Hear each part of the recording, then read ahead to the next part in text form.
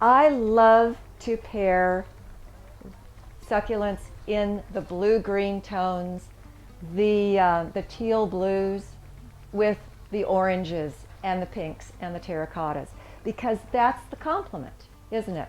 So you get some contrast going right away, just enough to anchor it. Now, this pot is full to the brim, almost, with soil. So look what I have here. Isn't this wonderful? This is Echeveria Blue Sky. It is one of my all-time favorite succulents I have that's growing in my front window boxes. I'm scooping with my hands and making some room for this. And there we have another one facing the viewer. And you can just press that in there. And I know you're a little concerned, as you should be. I'm a little concerned too, that these are just going to tumble out because they are kind of top heavy.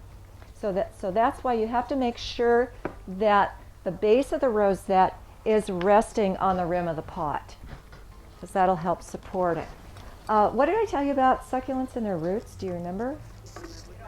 They don't really even need them. So if I were to sever these rosettes from their roots, they'd still look good for quite a while.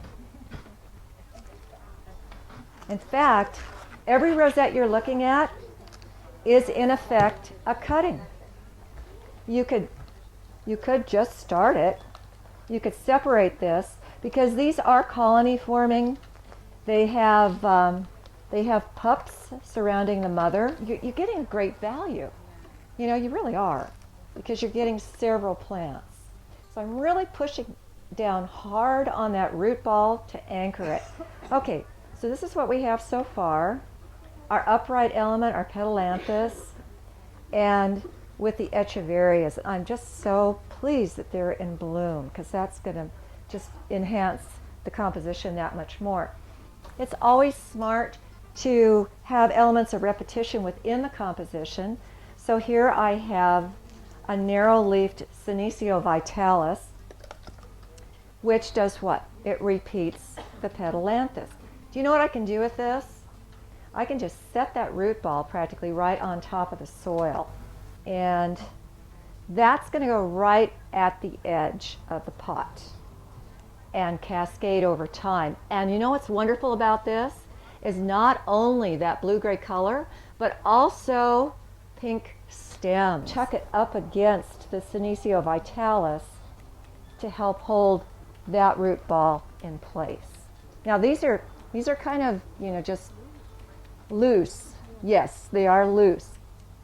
So when this is transported, I wouldn't want it on one of those carts that would jostle it, because what would happen? It would just jostle right out.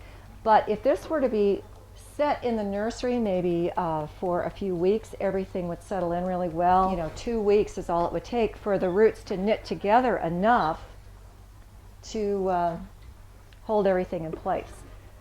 So how's that looking from your side? You like that? Okay. The more crammed they are, the more they're going to outgrow the composition pretty quickly.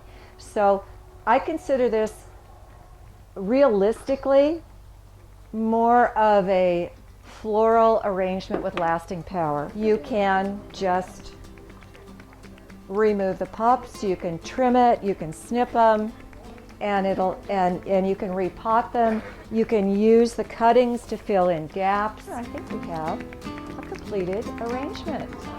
Do you like that? Thank you.